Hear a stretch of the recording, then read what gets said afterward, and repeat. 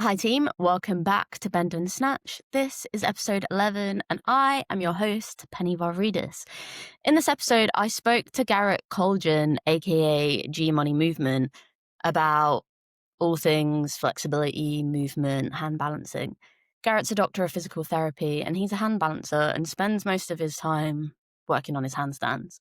His training and coaching focuses on flexibility, strength, and moving well, and we cover loads of interesting topics that you're going to want to get your teeth into today.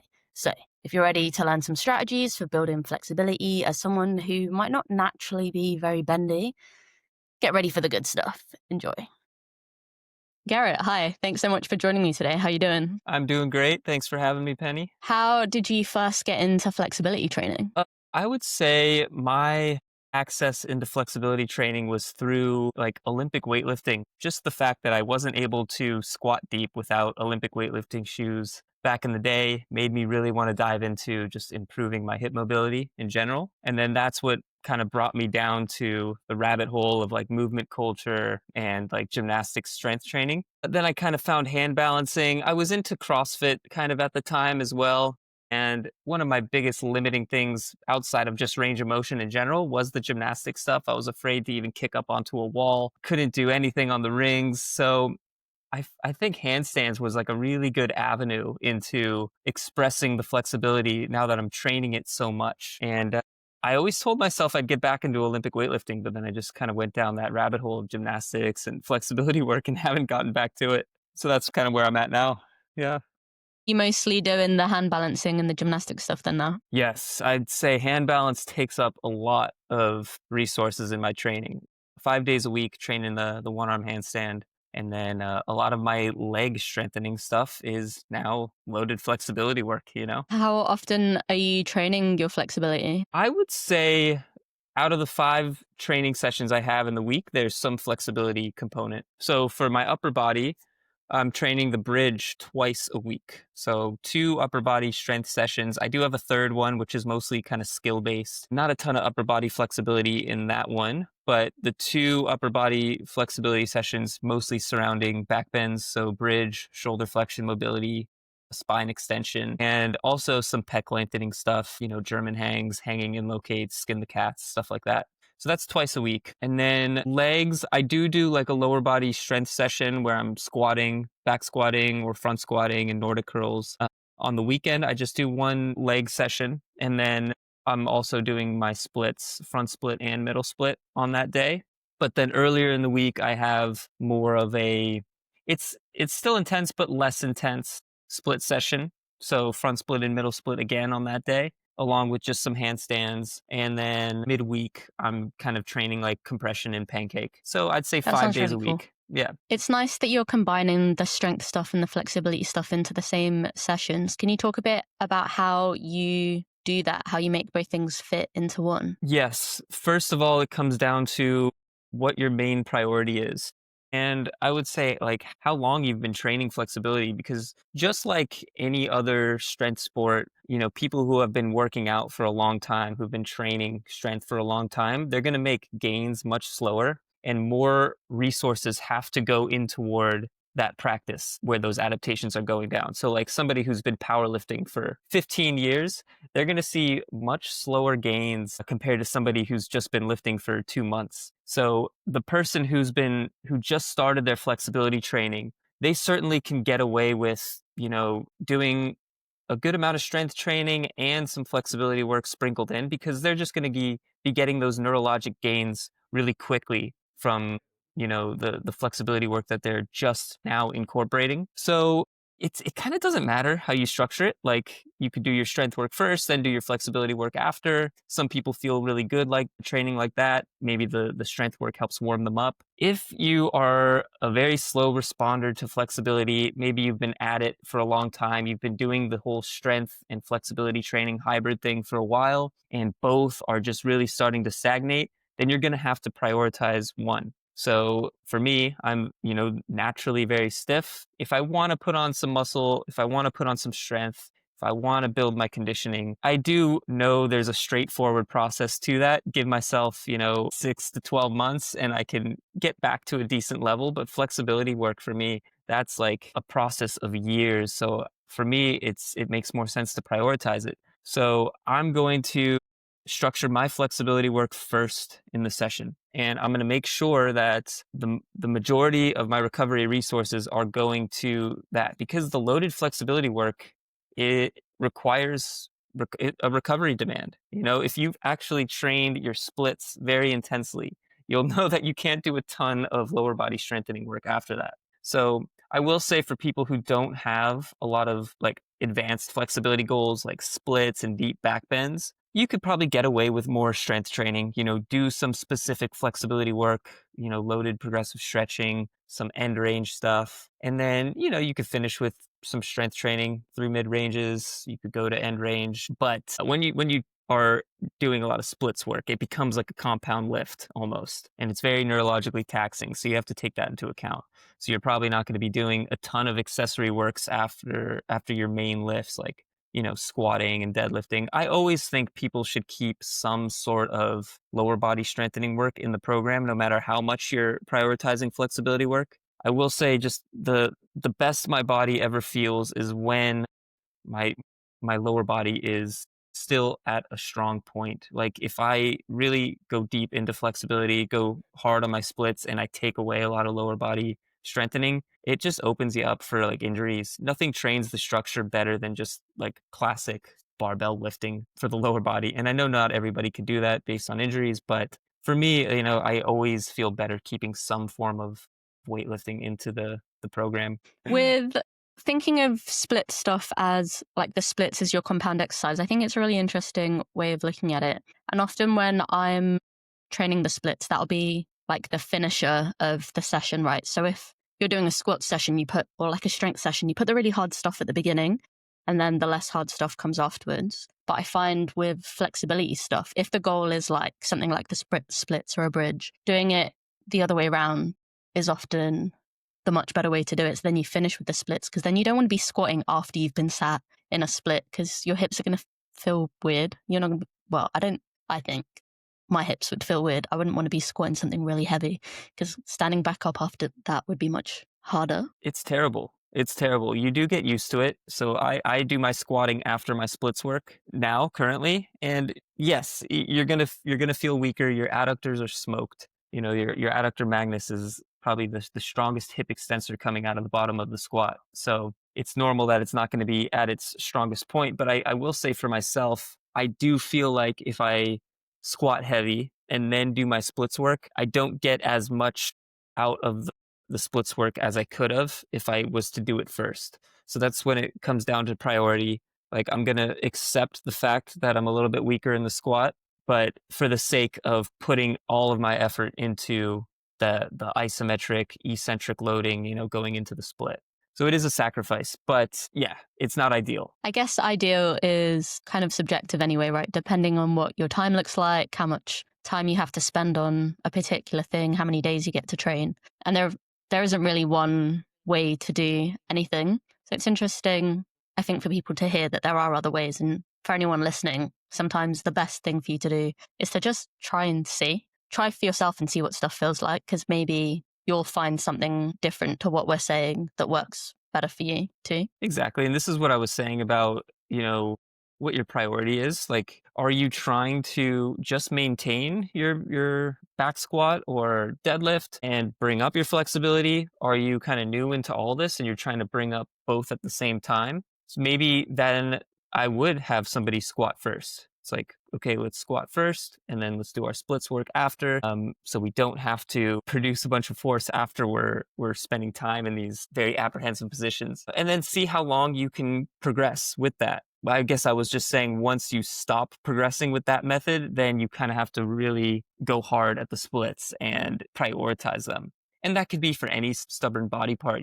People who have really small calves, they'll say, do your calf work at the beginning of your session. Or people who don't respond well to growing huge biceps. It's like, okay, start your workouts with bicep curls when that motor output, that neurologic motor unit recruitment is at its highest. So you kind of do that with, your tightest areas in flexibility. Start your sessions with that. At the moment, what I'm doing is one split session a week where I'm not really doing anything else. So I might start with some like light squats, probably horse stance squats. Mhm. Then I'm in that wide stance, but still loading it, and do some loaded stuff, but not super heavy, but more focused on like wide or for time. And then basically just flexibility for the rest of it. And then saving all my squats for all the other days because I'm weightlifting. So I'm squatting every day anyway. And I found that in terms of how much I can try for both things, having them on different days means I can try much harder for both things. But it does mean that I'm only training splits once a week at the moment because there aren't enough days to do that more days. Mhm. So yeah, there's always a sacrifice that you kind of have to make when you're figuring out how much time you have and what it is that you want to work on. Yeah, the fact that you're training your splits once a week, once you're very advanced, you don't have to do this stuff very often. Like a beginner can get away with, 3 days a week frequency, even, 5 days a week, 7 days a week frequency of flexibility training because they're not really at their biologic limit. It's a lot of like the neurologic stretch tolerance gains that they're building at that stage. But once you're basically maxing out your range when you're training flexibility, then it requires more recovery demand anyways. So you might only need to train your splits once a week, especially if it's a really hard session. And then that does open up a window for other things you can train in the meantime. Like maybe you can have a nice productive squat session later in the week and you don't have to worry about the splits then. So yeah, I think that's still a good way of doing it for you. So yeah, anyone listening thinking about ways of getting into flexibility, think about the time that you have, but also maybe think about the things that you want to achieve. Do you have some baseline flexibility feats that you think are worth people focusing on if they're thinking about the things that they want to be able to do? Yeah, I think getting comfortable with a forward fold is a great first step. Getting those palms to the floor just shows that, okay, your posterior chain can lengthen, which typically creates more space for other things to lengthen. So I think, to have a good forward fold, that means your hamstrings, your glutes, your hip rotators can lengthen adequately. And then from there, can you squat? How's your deep squat? That's going to transfer over into wider things with the legs, wider stance horse squat, your pancake. Basically, if you take a pancake and then you flip it and then bend the knees, you're in a squat. So I think the ability to squat deep, that's just a great feat. I think a forward fold and a deep squat is great for most people as an initial goal. And then once you tick those off, you could stop there and just maintain that flexibility and then train strength, do whatever you want. Or you're probably going to be like us and be like, what's next? Okay, well, now I want to go for the splits. Now I want to go for pancake. So I think those are two baseline measures. And you know what? Sometimes you might just set big goals and say right off the bat, I want to get the splits. And then the journey toward the splits gets you the smaller things like a more comfortable forward fold and a deeper squat. So it's not like a prerequisite that you need this certain range of motion before going on to the advanced stuff. It just helps. How long have you been training your splits for? I would say since like 2018, kind of on and off. Injuries pop up. I'd prioritize different things. But yeah, 2018, I'd say is when I really started prioritizing flexibility work. You can see from your page that you're really strong in those like endish ranges. Like you do a lot of like wide holding and then lifting in those long positions. And can we talk a bit about why you spend so much time strengthening those bits and you're not just sat in the stretches all the time? Are you talking about the splits in general or maybe accessory exercises? The accessory exercises. Okay. So I actually do spend time in relaxed stretches as well. Maybe I just don't show them often, but I actually go through phases. Maybe the intention of one phase is to really strengthen a range that you currently have. And maybe the goal isn't to push into more range. And then there's also phases where I'm trying to really express my maximal range. So um, I will say there is some strength work all the time. Like one of my favorite exercises for middle splits is like the wall kettlebell splits, where your butt to wall, kettlebells attached to your toes, and then you're kind of sliding back and forth up the wall. Some people do them in free space as well. I do think that helps to strengthen a range. It helps the apprehension response in the splits because your nervous system isn't going to want to push deeper into range if it feels weak there. But I also don't like saying that you're not flexible because you're weak, because we see plenty of people who don't even train strength, but they're extremely flexible. So we can't just say, "Oh, you're weak in your end range." So I don't like to just do like loaded, heavy flexibility work. You have to be able to build tolerance in those stretch positions, whether that's isometrically or that's relaxed, and just focusing on your breathing and melting into positions. So I think a healthy balance of both is needed if you want to develop more flexibility. When you say a healthy balance of both, how would you really split kind of the more active and then the more passive and the more strength and the more kind of relaxing? How do you split that within your session? I like to do a lot of the active dynamic stuff first, the harder things, the isometrics, and then finish with more of the passive and relaxed stuff as a way of, okay, we built this new range by using a lot of high leverage loaded stretches. And now let's spend time there. Let's get comfortable in those positions. And it could be looked at in different ways. Like the relaxed form of stretching could be used many different ways. Like you can warm up with it. It could be because it's a very less intense stimulus. You can spend time in, a relaxed pancake or half split, frog, pigeon pose, just kind of breathing and relaxing. Like if you look at any performance artist or parkour athlete, like right when they get into the gym, they just do some relaxed stretching. Like that's their warm up. But it can also be used as a way of, okay, let's finish the session and really focus on getting into our deepest position just through our breathing and not using a ton of tension. We've already created that tension earlier in the session, and we can use like more of the static, relaxed form of stretching as a form of adaptation. It's not just as like a cool down as you would normally see it done, where there's not a ton of intention going into it. It's just like, oh, let's just hold this position, have a conversation. It's more of, focused, 60 to 90 seconds of just suffering in a position. And there's a lot of people, especially people who are really good at generating force, really strong, stiff people.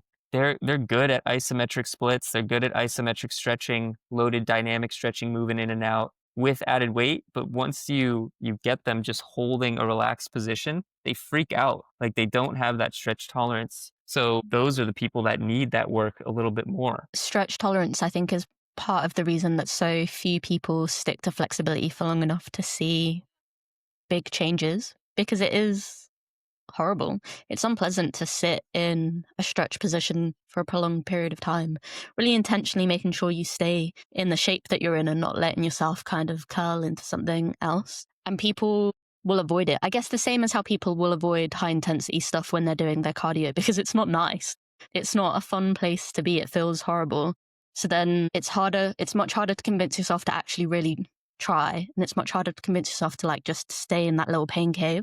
And the ability to do that, both with like sprinting and also with like sitting in a split, I think it's the same skill. Like it looks different sitting in a stretch and sprinting max effort, but like it's the same skill of like, this sucks, but I'm going to do it anyway.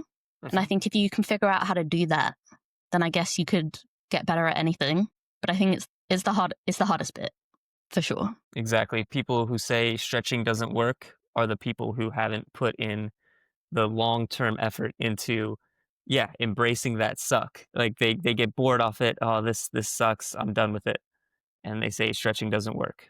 So yeah, 100% agree there. Well, there's always a lot of discourse about flexibility in general within fitness spaces. You mentioned it already earlier about like starting with some stretching if you need to. What do you say to people who are like, if you stretch before lifting or if you stretch before running, that's when you get hurt? Yeah, I hate those studies because it's like, let's do a 3-minute hamstring stretch and then immediately take off into a full sprint. It's completely non-specific to the activity that you're doing. It's like nobody warms up that way. So now if you're going to do a 3-minute hamstring stretch and then start doing some high kicks after that and just stuff that, or even some hand balancing, you're going to do some pike pressing, stuff that requires hamstring flexibility, then that's a more meaningful warm up toward that activity. Like maybe a sprint warm up is going to, require more, okay, let's ramp up toward full speed. Let's do some skips, some hops, some bounding, some agility stuff. Like it's just a non-specific warm up. So of course you're not going to feel prepared for that task of you're going from something that's just very slow and parasympathetic to very high speed, super sympathetic. So it's just not good prep, I would say. And it's taking you in the opposite direction of what you need to be doing. So, okay, one, yes, you might see a temporary reduction in force output when you do your flexibility training. And again, like we talked about, if flexibility is your priority, maybe you need to accept that 5% loss of force, like if you were going to back squat afterwards or deadlift. But there's also people who really struggle with squat depth, and maybe they need to stretch their glutes. They maybe need to stretch their adductors, stretch their ankles. And the fact that they're able to be more comfortable in that bottom position, maybe they're able to express more strength, because that apprehension response of being uncomfortable at an end range can take away strength as well. Or if you feel like you're jamming in the joint, maybe you have some impingement, and some flexibility work beforehand helps clear that a little bit, then you're going to probably be able to express more strength, because joint pain is always going to be inhibitory for force production. So I do think it's very incomplete to say stretching before strength or running or something performance based is not safe or not optimal, because it depends on the context. That's always the really important part. Context specific. When you're doing your warm up, what are you trying to achieve? What's the point of this session? What do you need to be able to do the best that you can do in the thing that you're about to do? And the answer to those questions can vary from different people. For instance, there's no reason for me to stretch before squatting because I have a full depth squat already. What would be more useful for me as my prep for squatting is jumping around to wake my legs up to be okay, let's go. Whereas if cold, a person can only squat halfway, then the most important thing for them is probably figuring out what they need to stretch to be able to get the whole way down. Otherwise, when they're doing their squats, if they keep squatting halfway, they're not going to get as much out of it as they could have otherwise done. And figuring out what's important for you as an individual should always be more important than just doing whatever the various experts say, especially when they don't always agree. Yep, there's gray area with all this. I 100% agree what you said there.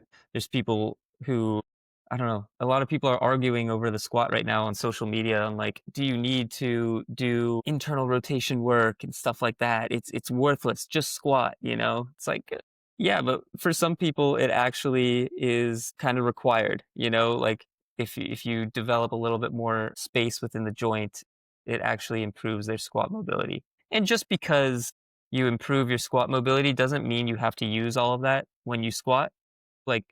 Okay, if you open up, if a mid-range squat to 90 degrees is your end range, and then you're squatting to your end range every single time, it could feel like you're jamming into that range. Whereas if you open up the ability to squat maybe to 120 degrees of hip flexion, but then you still squat to parallel in your squat session, then you're not working at your end range every single time, and you might feel a little bit stronger there because you open up that range. This is all theoretical, but it just depends, like you said, person to person. I think that's a really nice idea. If you can make sure that you've just got a little bit more range than what you generally need, everything generally feels better when you're doing it.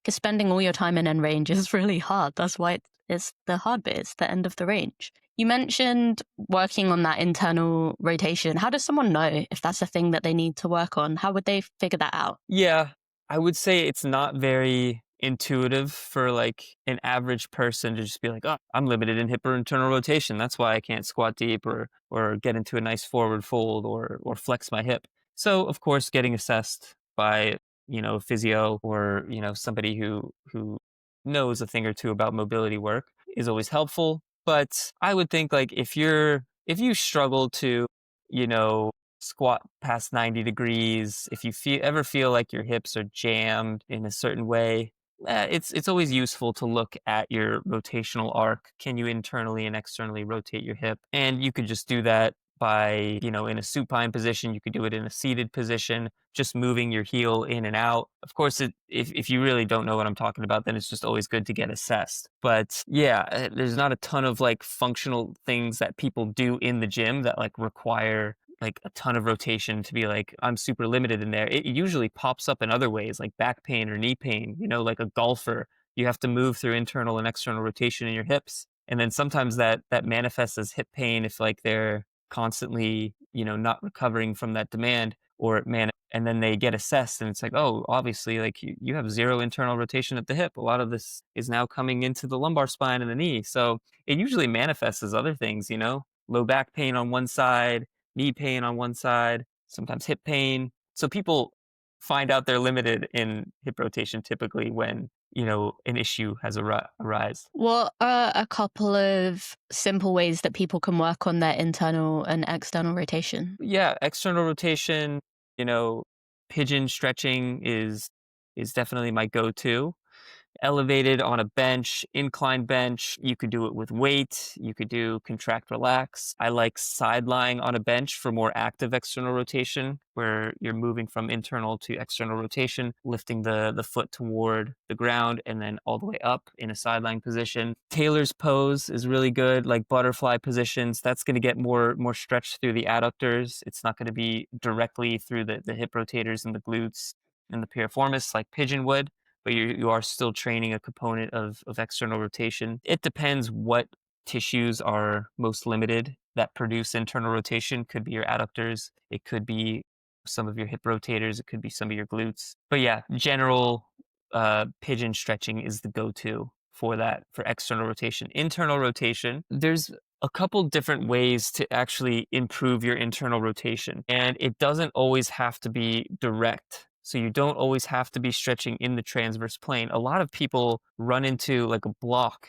in internal rotation because of, pelvic position. And I don't want to make it sound like you have to change your posture. Like if you're in an anterior tilt all the time, you need to fix that. But if you do this now, if you arch your back and you anteriorly tilt your pelvis as much as you can, and you do that, and then you try to move your heel out and try to do some internal rotation, you're going to feel blocked off early because there's just more coverage of the acetabulum, the socket over the femur, and you're already kind of gliding the hip as posterior as it can go, and you don't have a lot of space to internally rotate from there. So a lot of times people who don't have very good hip extension, they struggle to internally rotate the hip because they're always stuck there. So getting them to improve hip extension, getting them to improve the ability for the pelvis to rotate posterior helps create a little bit of that space. The adductors, adductors are such a poor name for a muscle that does so many different things. It functions in many different planes. If you have really stiff adductors, it can create some guarding for the hip to perform internal rotation. So getting your adductors loosened up. And then also you have the glutes, the superior fiber of the glute max is, it's involved in horizontal abduction. So getting length through that glute through adduction, will help improve internal rotation. So these are all methods that are like, okay, we can improve our hip flexion with adductor stretching and glute stretching. We can improve our hip extension with, hip flexor work, even stuff for the lumbar spine to allow the pelvis to posteriorly tilt a little bit more. We're not even really doing any specific work for internal rotation, but we're getting non-specific benefits with that. And then if you want to actually work directly in the transverse plane, stretch internal rotation, you could do stuff in like the 90-90 position where you're rotating toward the back heel. If you're very stiff, you're not going to have a lot of leverage there. So I either like to place a heavy weight on top of my hip, on the back hip in 90-90. So maybe like a heavy med ball or a kettlebell there, and then just do some contract relax cycles. Or you could do it in half kneeling and then rotate toward your back foot. That's one of my favorite drills for internal rotation. And then you can even start holding a weight there and drop your shoulder toward that back foot. And then, if you really want to prioritize your hip internal rotation, you could train for the W sit. But then that's one of those positions that's really uncomfortable on the hips. So you have to watch out for the other stuff that you're doing in your training, because the recovery can compete. Like if you're doing a lot of middle splits work, your hip rotators are working very hard at the end range in your middle split to help with that anterior pelvic tilt. So yeah, you're not going to want to do a ton of splits work while you're trying to really improve your hip rotation, in my experience. With a lot of flexibility discourse at the moment, there are kind of two bands that I've been noticing quite a lot. There's like, you have to do flexibility stuff or you're going to get injured. This is good injury prevention. And then at the other side is like, flexibility is the thing that's going to make you get injured if you do too much stretching. Your joints are just going to be jelly and you're going to fall over. I would like some thoughts on both of those things. Let's start over here with like injury prevention. Is flexibility training really injury prevention? What does that really mean? I think flexibility training is a training stimulus, just like everything else. So if you are training flexibility hard with intensity, and you're actually like you're getting sore from it, it requires a recovery demand, there is a high chance you can get injured. You're working at your end range, you're working at very apprehensive positions, and you're trying to get strong there.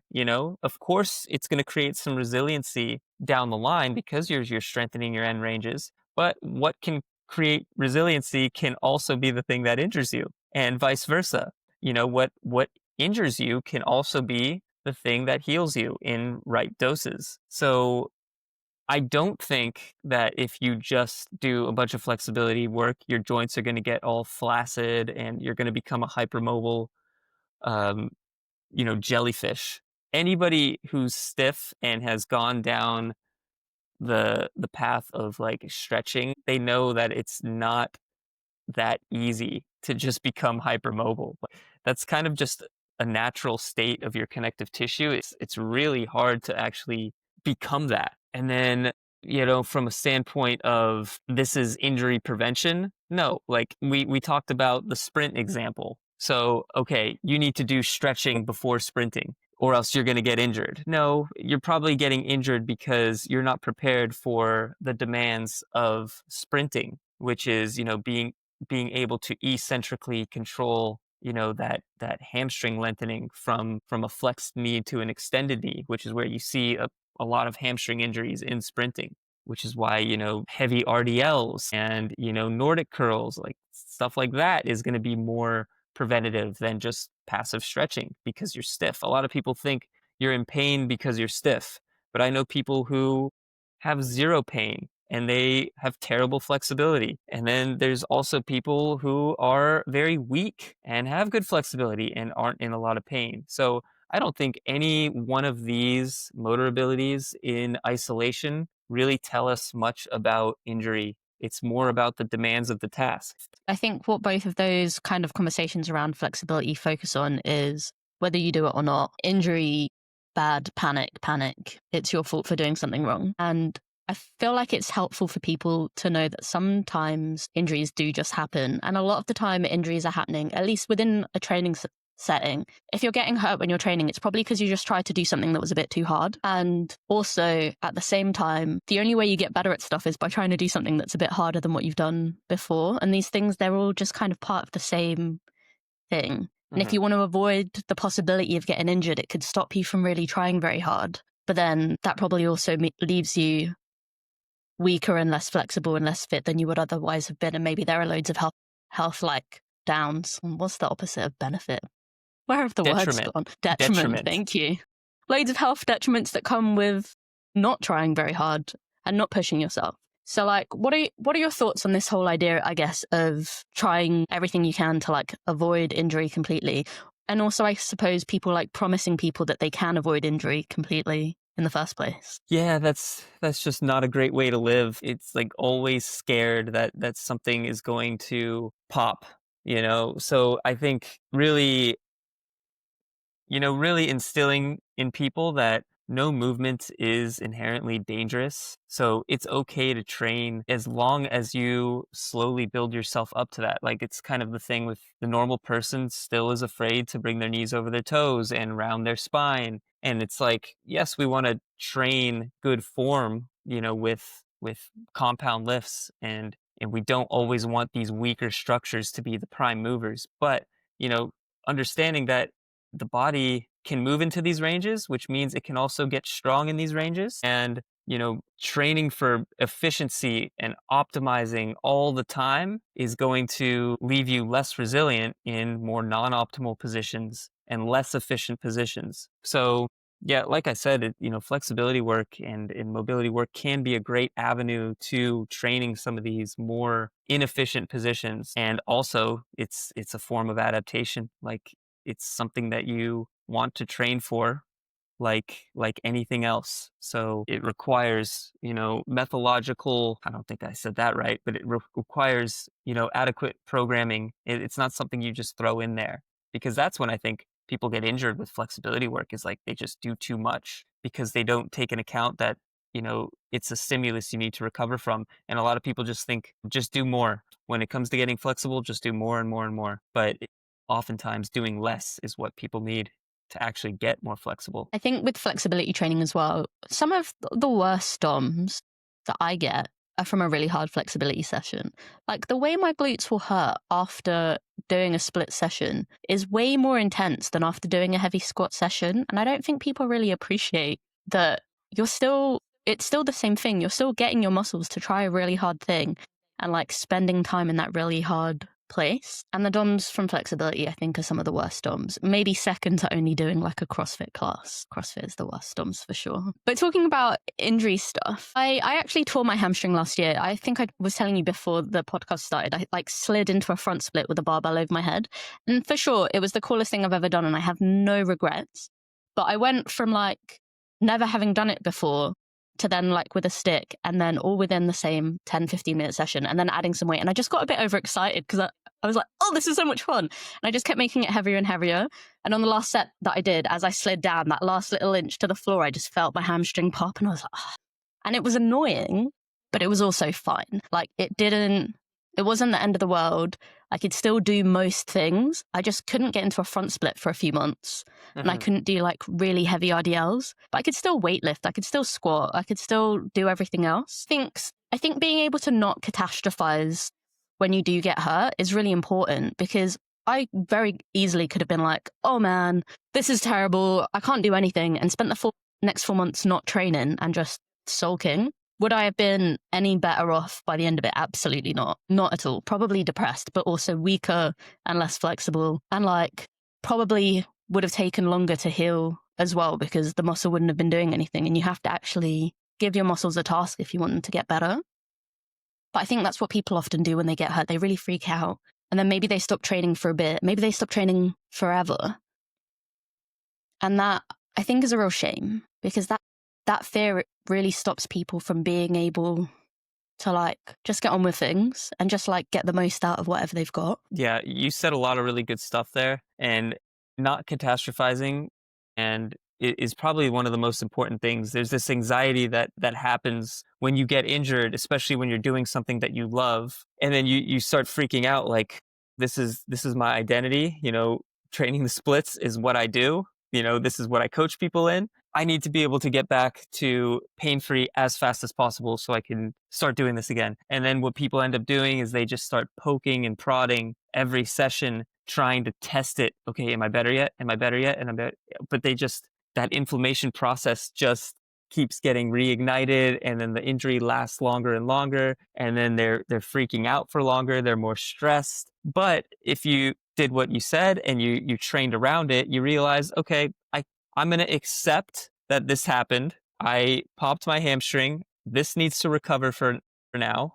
There's no point in testing it. There's no point in training it, because I'm just not going to be able to elicit an intense enough stimulus to adapt in this front split anyways. So might as well train around it for now. Still kind of do something for my hamstring. Get it used to working at end range when it's ready. But for now, still keep it working. I could do other stuff. I could strength train. I could do some bent knee stuff for the hamstring, stuff that is keeping me out of that 3 out of 10 pain zone. And then you're occupied. You're still getting a good workout, and eventually you get back to normal, and you're not fearful of the front split anymore. Because like you said, if you just kept worrying about that hamstring, and it's not getting better over the course of months and months and months, then you start to have a very negative view of the front split and that eccentric front split. Like, I'm not meant to do that. Those are going to get me injured. And I think that's where the whole like rounded spine,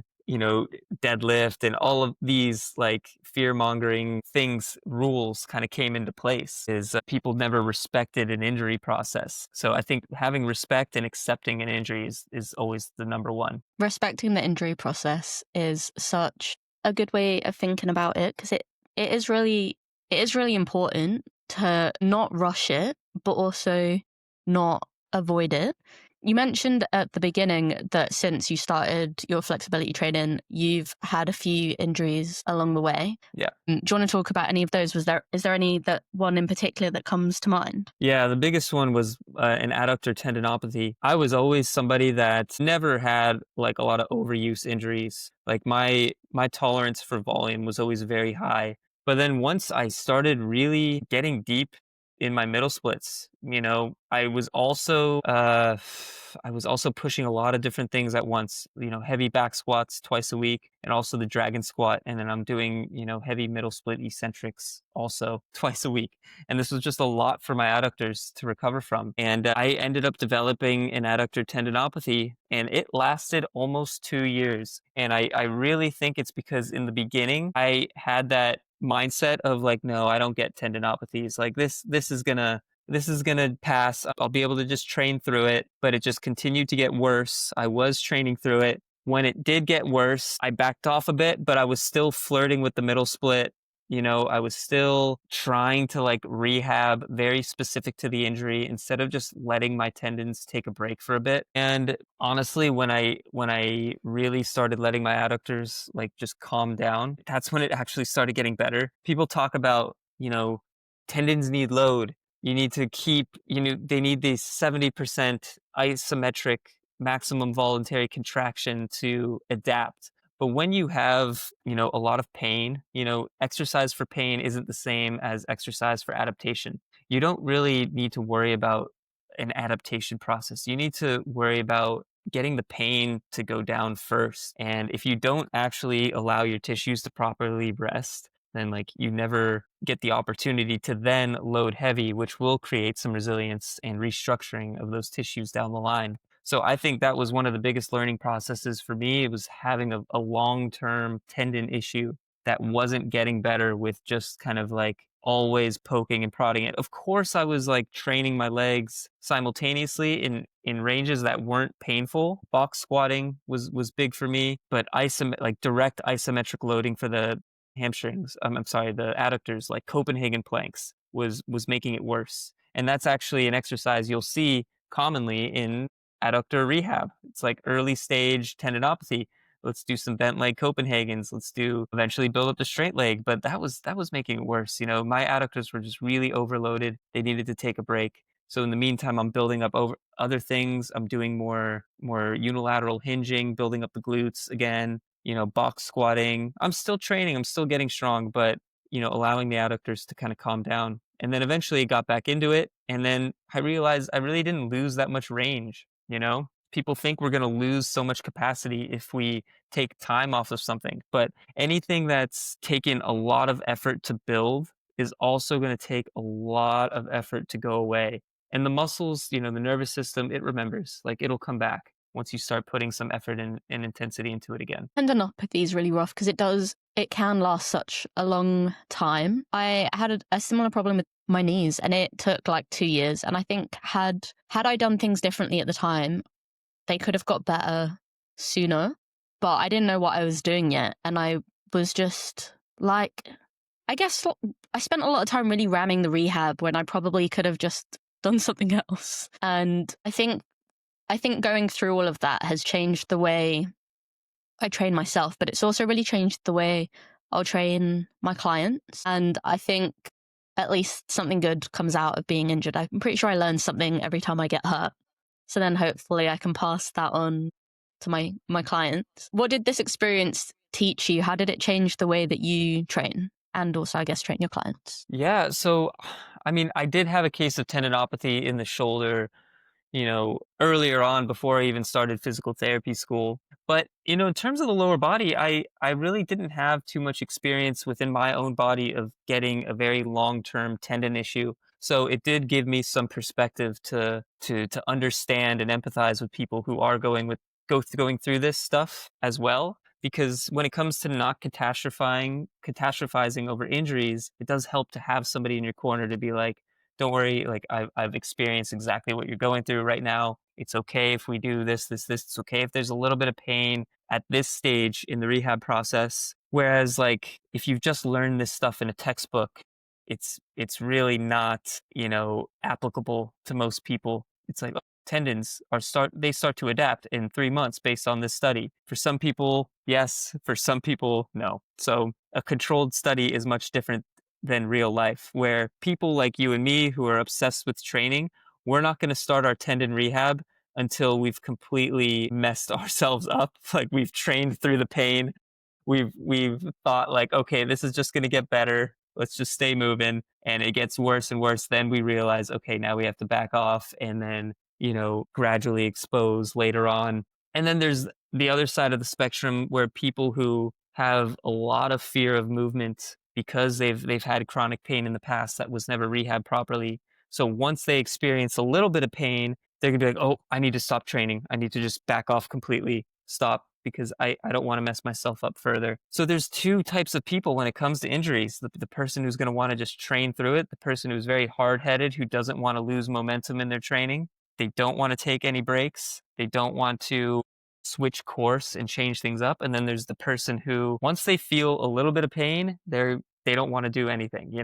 They get very fearful of that movement and they think that movement will cause me pain, instead of, having a little bit of respect for the movement, but, building tolerance there over time. So you have to look at those type of people differently. Training the coach versus training the everyday person who just wants to, go through day-to-day life without pain. They're two different people. I came from a martial arts background, and in that environment, who cares if you're in pain? Just do it anyway. Everyone's in pain. That's just what it is. And I think I'm probably still working on this 20 years later. I think it's been a real journey of being like, what kind of pain is reasonable? Am I being a wuss if I modify this? Or am I being sensible? How do I tell the difference? And sometimes I don't know the answer to that question. I think I'm definitely getting better at it for the most part, but it's still hard to know if I'm being sensible, or if I should push more hard, or if I'm pushing too hard. Even after all these years of training, all these years of coaching, I still personally find it hard to tell sometimes if it's the right thing. And I think that's probably not that uncommon, I would imagine. Yeah, I think pain is a normal part of life, and discomfort. And I think anybody who's actually training hard, you're going to feel sore, you're going to feel achy almost every day. And the body can lie to you a lot of times too. So you might wake up feeling like you got hit by a train and you're like, this is not going to be smart to train today. But then you warm up and it's like, okay, I actually had a really good session after that, and I felt good after the warm up. So just because you're sore and achy doesn't mean, things are damaged. So, but I do think, the fact that you're training hard and getting strong, you're getting more flexible, but you still have a little bit of pain and aches. I think the benefits that you've gotten from the hard training totally outweighs the little bit of achiness you feel on a day to day. I hand balance 5 days a week. And if if I was to tell you that my wrists feel perfect, then I'd be a dirty liar, because my wrists need a good amount of warm up every time I come into the gym. Sometimes my spine feels really achy just because maybe I'm still sore from the previous week of backbending stuff, but you do your session anyways. And then, if it feels good, it feels good. If you notice a general trend of weeks go by and you're getting achier and achier, that probably means you need to deload, you need to back off a little bit. But yeah, you got to observe trends more than how you feel on a day to day, because sometimes the body lies to you, and pain doesn't always equal damage. It just could mean you're a little bit under recovered. Pain not always equaling damage is a really good point. And sometimes things do just hurt, and there might not be even any rhyme or reason to it. And a lot of the time, if it is just muscle soreness, your warm up will probably sort you out. You'll probably even forget that you were sore once you're warmed up. And that's why it's worth you just spending some time at the beginning of your sessions, moving and getting your blood pumping, because often that's the solution to 9 times out of 10 the soreness that you're feeling. What is the coolest / most impressive feat of strength and or flexibility that you've done so far? Well, you're going to make me give myself compliments. I don't like doing that. Let's see. The one-arm handstand, I think that was something I looked at in the past and was like, oh, I'm never going to do this. I can't even hold a regular handstand. This is not something that I will ever do in my lifetime. I think a Stalder press, which is going from a straddle L-sit all the way up into a handstand. That was something I never thought I'd be able to do. I just didn't have the straddle flexibility for it. Now I can do 5 in a row. There's a lot of things I'm doing now that I look at and like, there is no way I would ever be able to do that. One arm chin up, pulling was never my strong suit. I was always better at pushing. So through my Olympic lifting days, clean and jerks, stuff like that. I think I have a better affinity for pushing overhead vertically. So the handstand push-up came a little bit easier than a one-arm chin-up. One-arm chin-up took me, probably 8 years. Like in high school, I couldn't even do a chin-up. So going from that to being able to pull on one arm, that's huge for me. Flexibility, I think the most impressive in terms of what I was able to accomplish would be a like Mexican handstand, a deep Mexican handstand where you're in like a full kind of back bend in a handstand. And just where my back bends have gotten to. If you look at where I first started my bridge training, I have a picture of a foot elevated bridge and my spine is like completely straight.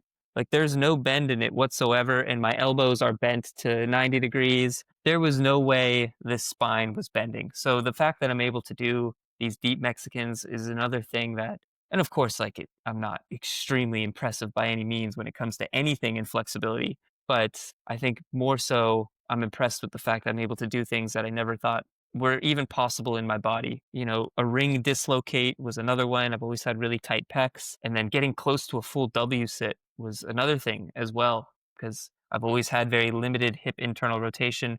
The W sit is looked at as something that's only structural. If you don't have the structure for it, you're never going to be able to achieve it. And I just think I'm a decent example of somebody who's not structurally suited for a lot of different things that I'm training for now. I went to a circus class this weekend and the guy did an assessment on me. He was like moving my elbows, my wrist, my shoulders around. He was like, "Wow." He was like, "You're not meant for this." He was like, and he was like, "Show me your handstand." He didn't even think I'd be able to kick up and hold a handstand because of how much resistance passively there was to my shoulder flexion. And then I showed him a one arm. He was like, "Whoa." He's like, you figured it out somehow. He's like, "But you're just realize you're working against your structure. You're probably not going to be a performer." But I think there's so much the body can achieve that like you just can't blame your structure for without actually trying and putting a lot of effort into it. And it does take a very obsessed person to actually train for long enough to see it through. But yeah, I'd say it's the body can achieve a lot of things muscularly without even thinking about joint and skeletal structure. Spending time with circus people is so humbling because in a gym environment, I'm like the bendiest person in most gym environments. And then you step into a circus environment and I'm basically a piece of wood.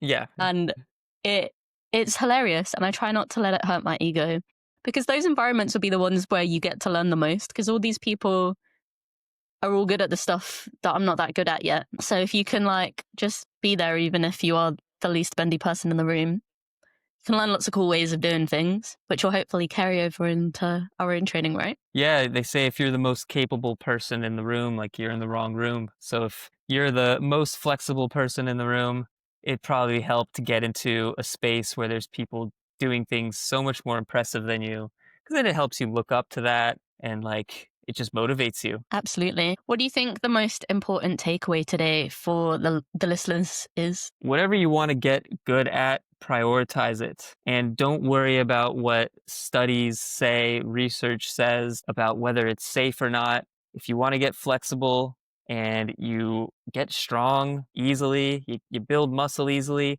maybe you're going to start your sessions with flexibility instead of ending with it. If you're going to go do some sprints, warm up properly for sprints. Don't just do static stretching and think that you're getting a good warm up. I think warm up is related to the task and everything adaptation wise is specific. So prioritize what you want to get good at. Yeah, awesome. Great way to finish. Thank you so much. Where can people find you if they want to keep up with what you're doing? Instagram, G Money Movement, YouTube, YouTube, yeah, Garrett Kuljian, G Money Movement. I'm doing more on YouTube now, a lot of longer form content. So yeah, those are the best places. Awesome. Thank you so much. If you guys enjoyed listening to this episode, please leave a 5-star review. And if you didn't, don't worry about it. We don't need to know. Thank you so much. Until next time.